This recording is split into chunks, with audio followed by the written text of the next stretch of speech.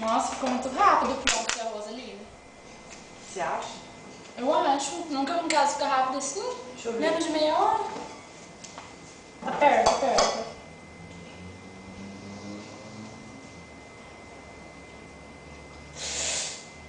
Tá bom. Um pouco cru, né? Um pouco duro, grudando no dente. O que eu faço? Põe mais água? E põe mais de novo?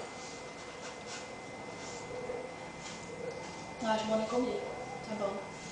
Ai, eu tô achando que tá meio esquisito. Também esquisito, mas... Nossa. Mas é gostoso. Tá duro. É. Vamos pôr mais água e deixar mais um pouco? Será que pode? Já desligou o fogo?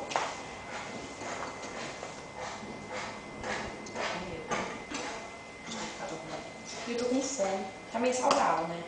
Tá gostoso, a fome que eu tô. Vai comer assim? Ah, você que sabe. O que a gente faz? Eu acho que tem que pôr mais um pouquinho. Então vai. Deixa mais um pouquinho, só essa água que é.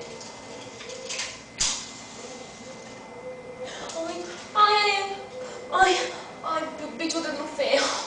Nossa, que nojo. Caralho.